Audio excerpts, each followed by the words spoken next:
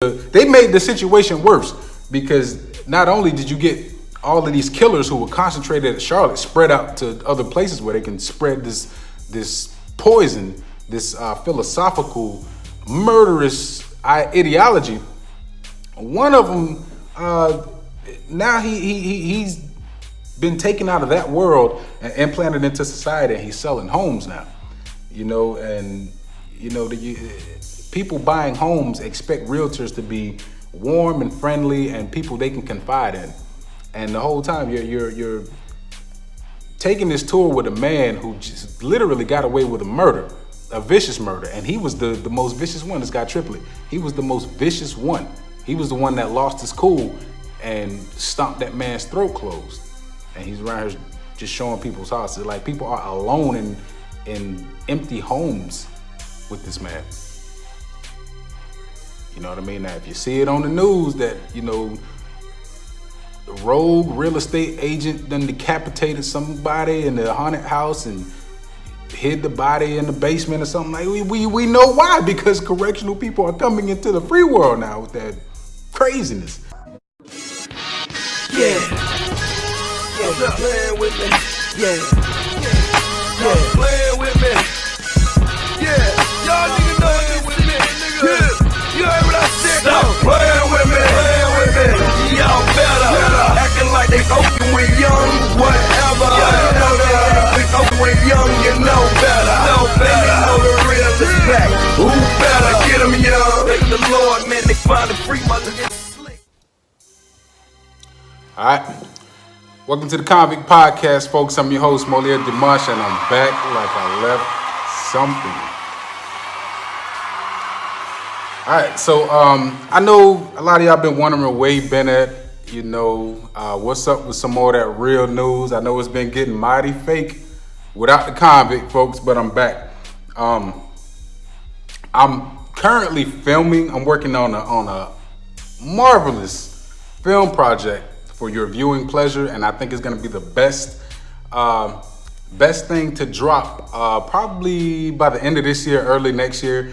But I'm actually using my VFX skills and my CGI skills to convey the need for prison reform in a very captivating way. Something that's like a blockbuster hit that you're gonna watch, but you're gonna learn something in the process. So I'm working on that, and I'm doing everything myself. I'm the makeup artist, I'm the director, I'm the cinematographer, I'm all of the actors, I'm every character, I'm the graphic artist, I'm the set designer, I'm everything. This is 100% me. So it's quite time consuming, but that's what's got my focus for the time being, and I am so sorry I couldn't stay on top of a lot of this stuff. There's been a lot of other projects I've been working on with other people, but you guys know how that go. When you start working with other people to get things going, you end up on somebody else's time, and that's the worst place to be. You know what I mean? Because other people just tend not to get shit done. So everything that I've done as far as collaborative efforts are at a standstill. But as far as me delivering, I'm always gonna be on time. So without further ado, let's get into a dreadful case, folks. This one spotlights an issue that I've been wanting to talk about for a while. I'll definitely, give my personal opinions on it later in a different segment in depth. But this segment is going to demonstrate how shitty the American jury process is. Like, after this segment is done, it's another inmate death, but the way that it was handled by the jury that dealt with this case is just disgusting. The American jury has always been a real piece of work, folks, and particularly the grand jury. And that's another thing. Why they always summoning these grand juries, I don't know. When I went to prison, a grand jury didn't have to come together to decide if I did anything wrong. I got charged with some crap, and I got sentenced for some crap. And these correctional thugs and mercenaries should be subjected to the same arrest and prosecute process that the rest of us have to go through. They get this privilege of the grand jury who, they never do what they're supposed to do. So today's death is going to be about inmate Matthew Walker. He was killed at Charlotte Correctional. Now, it's so crazy because in the Old Boy Network Exposed segment, towards the end, I believe, the audio started to go out and out. That was a bad edit, and I apologize for that. But if you can go back to that segment and go towards the end, I talk about a guy named Tom Reed. And Tom Reed is now the warden at Swanee. He replaced Chris Landrum after Landrum's suicide. And, I was saying, putting this man, Tom Reed, in Chris Landrum's place is not going to make Swanee any better, because he came from running a killing field at Charlotte, and now he's heading a deadlier place at Swanee. So, ain't nothing going to change. But this is a death that happened on his watch while he was running Charlotte Correctional. So this man, Matthew Walker, there was a captain named Captain Thomas that had this program in place where his officers go and wake inmates up in the middle of the night and tell them, hey, take that towel off the window or put that cup in your locker. You waking people out of their sleep for this crap. And, they woke him up in the middle of the night about a cup. And he's like, really? Y'all waking me up about a cup? And they did this just to make somebody snap. They had already came together and had a meeting about this, saying, yo, this is a ticking time bomb. And apparently this guy, Captain Thomas, wanted it to be a ticking time bomb just so he can make somebody snap and do something to him. So it happened, and unfortunately Matthew Walker took the bait, and they beat him to death. And it's so funny, man. I found these folks on the internet, but the only one I couldn't get a picture of is Captain Thompson, who apparently goes by the nickname Super Cracker, according to his Facebook. And he's still employed. All of these folks are still correctional officers, by the way. After this murder and this grand jury fiasco, they're still employed with the Department of Corrections. And this guy, Super Cracker, he's still a captain. Still saying he might have even been promoted after getting away with murder. You know how that goes in DOC. But Super Cracker, he on his Facebook page, his profile picture is like some crap from the Crusades with the Iron Cross on it. A guy named Super Cracker has the Iron Cross as his profile picture, and he said that he's a proud hater of Islam.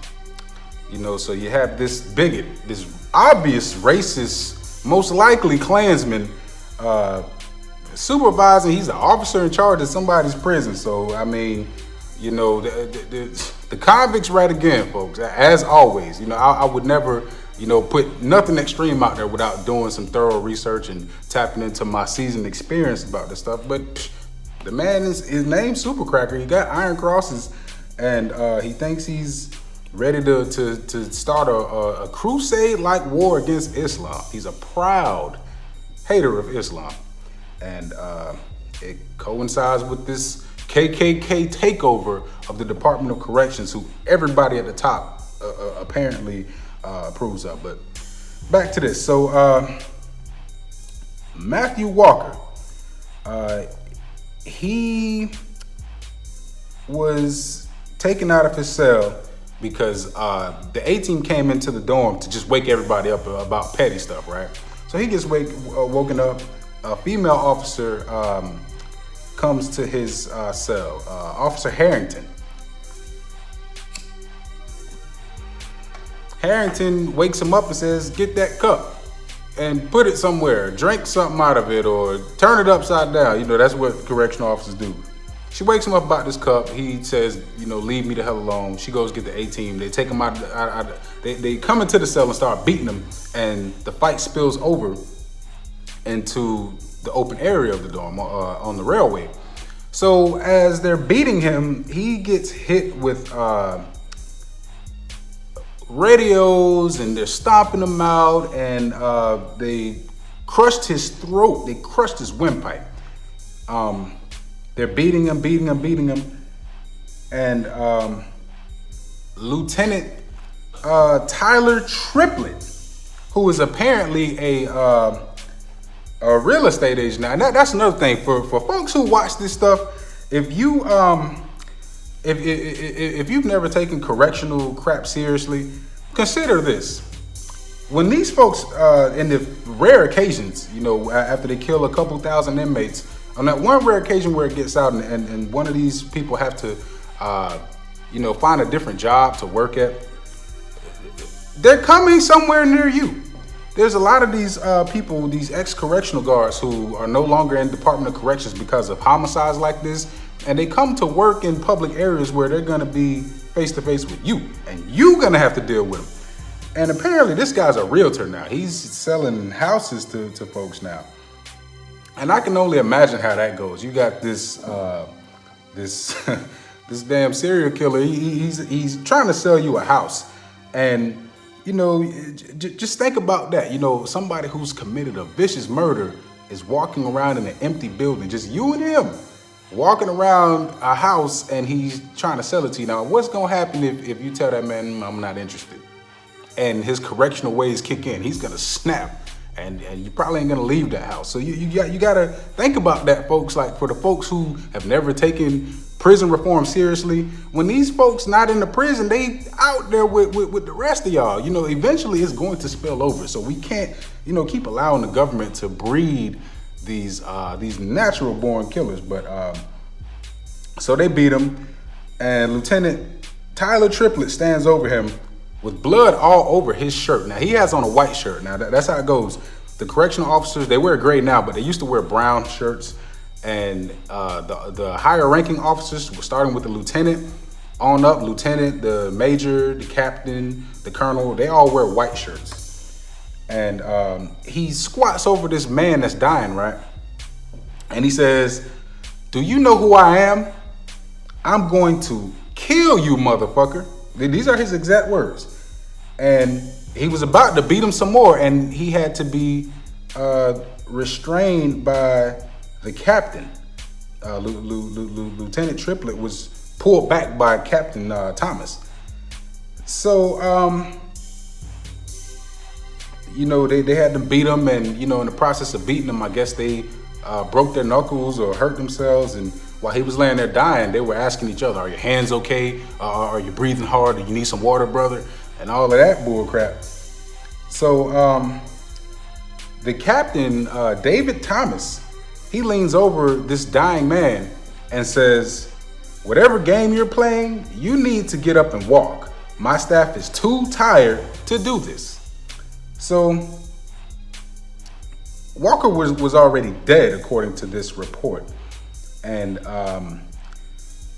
it's so crazy because the grand jury was given all of the evidence, and they were able to hear testimony from inmate witnesses and correctional officers, and they compiled a report for the courts and for the Department of Corrections. So the report, although it laid out how gruesome and disgusting and criminal this whole thing was, the grand jury still decided not to press charges against none of these killers. They take note of the corruption, the brutality of it, the viciousness, everything, and they still don't decide to charge any of them criminally. And subsequently, all of the guys who got fired before this won their jobs back, and everybody's still in the Department of Corrections.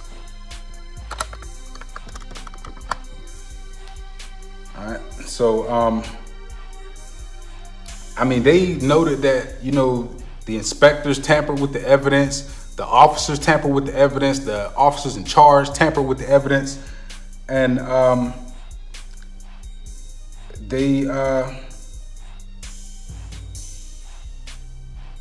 they took note of how this whole thing transpired. They got a clear picture of it and still said nobody should go to prison for this. So the grand jury noted that this whole process where they go and they wake up inmates for bullshit. They specifically said that this was meant to aggravate and harass the inmates.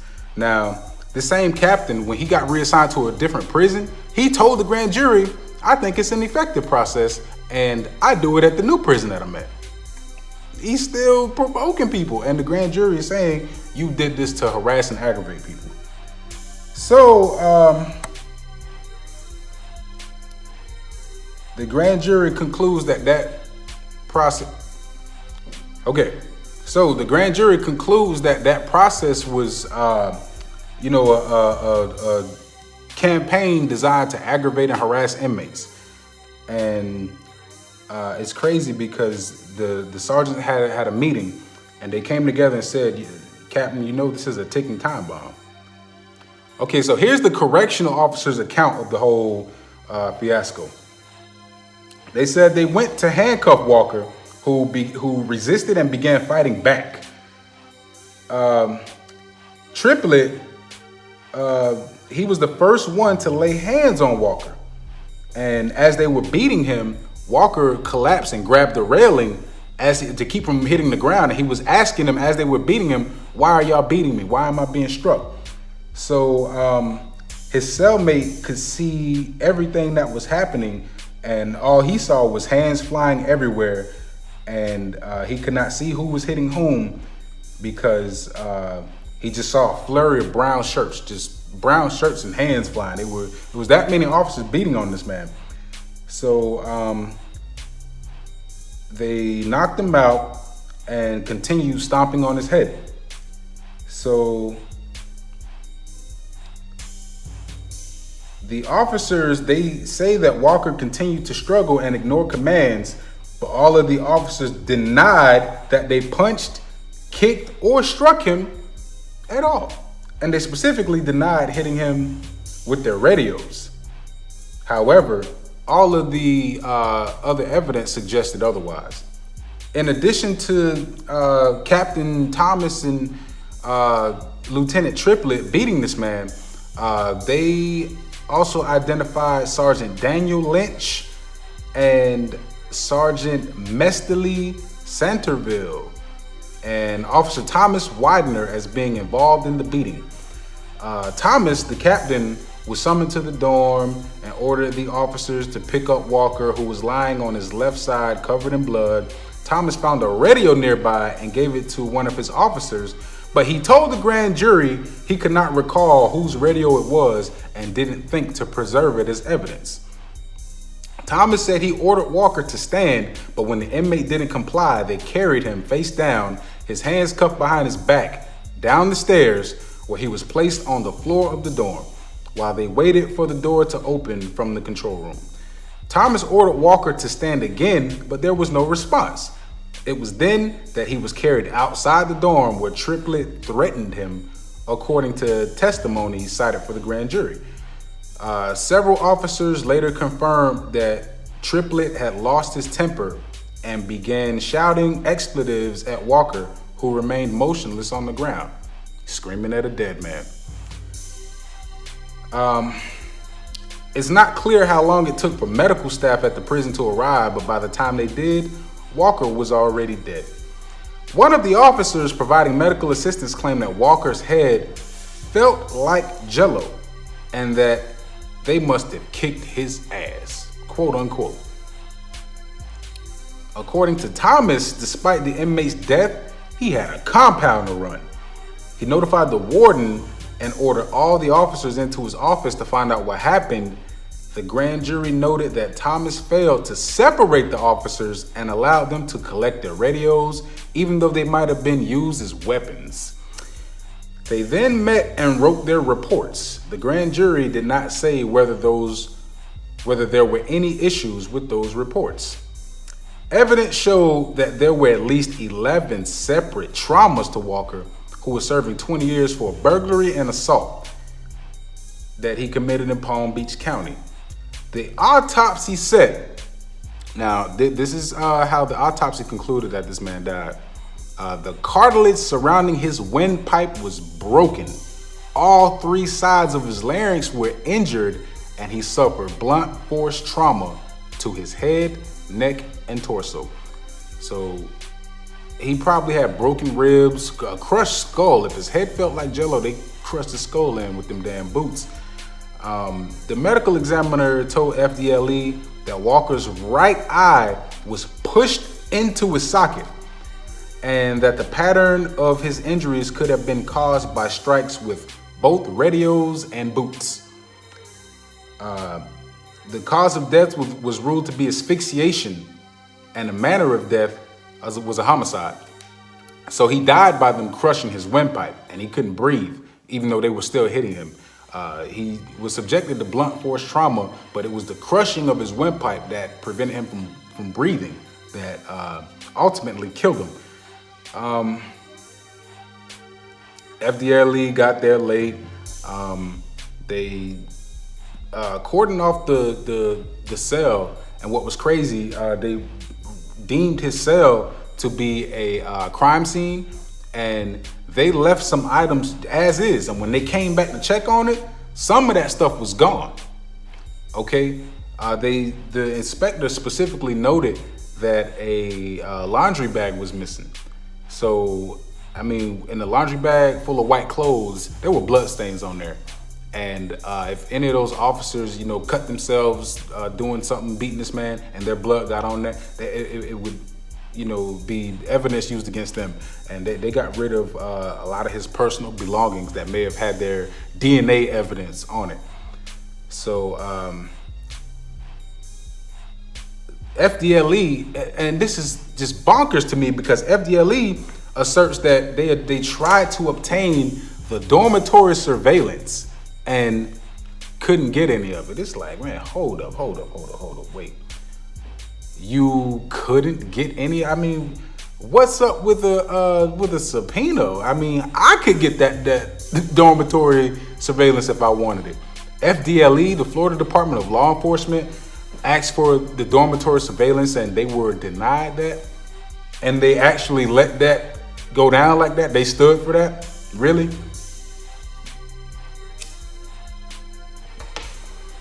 It screams of a cover-up. And the crazy part about it, the jury expressly said this. This stuff stinks of, it reeks of cover-up. And it says way too many things point to a cover-up. And without DNA and other physical evidence, it would have been impossible to prove criminal intent beyond a reasonable doubt. That's the jury's justification for not pursuing charges against these folks. DNA. Listen, they didn't have no DNA when they sent me to prison. They just had a bunch of people telling on me. I mean, and really couldn't tell on me even still, and it doesn't take DNA to send nobody to prison. All you need is witness testimony, and apparently they had dozens of witnesses. So, I mean, this is all just a bunch of baloney, man. I'm telling you, that grand jury, man. They had a number of recommendations, like, put medical kits in you making recommendations that have long been in place in the Department of Corrections. Putting a medical a first aid kit in the dorm, that's been there since the 90s. I mean, you making, these people are so detached from Department of Corrections culture and prison life that they don't even know that these dorms been had first aid kits in the dormitory. You're making a grand jury recommendation to keep first aid kits around. I mean, wow, man. So,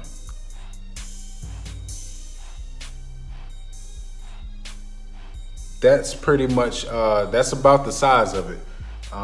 These officers, he essentially died because he had a cup out. He woke up out of his sleep because there probably was a cup sitting on his window. It get hot in themselves, you know what I mean?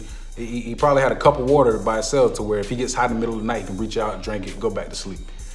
He died for that. It's no less senseless than Sandra Bland dying for not using her turn signal. You know what I mean? It's shit like that. This is where, people, primarily black people, get killed at the hands of law enforcement for stuff. I mean, you have to be looking for trouble to kill people for these non-existent causes for murder. You're just gonna create something. And this woman Harrington harassed him about a cup. He told her, "Leave me alone, I'm trying to sleep." She called the A-team and they beat him to death. And you got this guy, the crusader with the iron crosses on his Facebook, Super Cracker, still doing the same thing. He has a policy, whatever prison they sent him to, he's still doing the same thing. Super Cracker is still doing the same thing at this other prison that led to a man being murdered. And the grand jury says, "Hey, well, you were using that to harass and aggravate inmates. It was wrong." And he tells them to their face, "I'm doing it where I'm at now, and I think it works fine." The damn grand jury. So that was actually from the grand jury report on this case, and that's how they decided to deal with it. There was no point in even wasting people's time with that. I mean, honestly, like, they could have just left them people alone. I mean, for real. I mean, they made the situation worse, because not only did you get all of these killers who were concentrated at Charlotte spread out to other places where they can spread this poison, this philosophical, murderous ideology. One of them, now he's been taken out of that world and implanted into society, and he's selling homes now. You know, and you know, people buying homes expect realtors to be warm and friendly and people they can confide in. And the whole time you're taking this tour with a man who just literally got away with a murder, a vicious murder. And he was the most vicious one, this guy Triplett. He was the most vicious one. He was the one that lost his cool and stomped that man's throat closed. And he's around here just showing people's houses. Like, people are alone in empty homes with this man. You know what I mean? Now, if you see it on the news that, you know, the rogue real estate agent done decapitated somebody in the haunted house and hid the body in the basement or something, like, we know why, because correctional people are coming into the free world now with that craziness. So that's how Matthew Walker was he was murdered at the hands of these correctional guards, folks. There's, just like I said before, there's tons of this stuff to cover, folks. And just, you know, the bad thing is that, you know, right now I'm trying to get my film out by the end of the year. I'm trying to drop it as a Christmas gift. And depending on how successful I am on YouTube, you guys can get it as a YouTube original. It's gonna be 20 episodes of, like, just awesome cinematic excellence. That depends, and in the event that it doesn't, you're gonna have to wait for me to strike that deal with Hulu or Netflix or come out with my own streaming service. But I'm gonna get it to you guys, and it's gonna be a real treat. I hope you guys enjoy it, man. I really put my everything into this, and I'm the only one who believes in me, and I'm the only one who, you know, sees the potential of things. You know what I mean? So I'm going for it. I'm shooting for the stars, and, you know, maybe we'll land on the moon. We'll see. But with that keeping me so busy, with me having to film about 30 hours worth of footage, I'm not going to be able to drop segments as frequently as I was, but they will keep coming. So whenever, you know, there's a cut break and I'm not filming, I will be on here hanging out with you guys. Follow me on Instagram. I'll be on there every day, all hours of the day too, because you know, my sleep pattern is, you know, topsy-turvy. You know, 1 minute I'm up and 1 minute I'm not. So, you know, I'll be posting at like 4 or 5 in the morning and 4 or 5 in the afternoon. So, you know, just follow me on there. I'm on Instagram every day. Aside from that, I will keep them coming, folks. I know it get real boring without the convict, but I'm here for y'all, man. And when this film series finally drops, it'll be worth the wait. So I'll probably try to get another one of these out to you guys by the end of the week. Till then, share this video and, you know, continue spreading the word. You know, don't let people sleep on this stuff, because, you know, like I said, it gets bigger than this, because when these people leave the correctional department, they're gonna be, they might be somewhere serving you food. You know what I mean? They might be somewhere supervising your children. You know what I mean? Just we have to expose these people for for the cretins that they are. So I'm gonna keep them coming, man. Just bear with me till I get this film done, and we'll get back into a regular rotation. Till next time.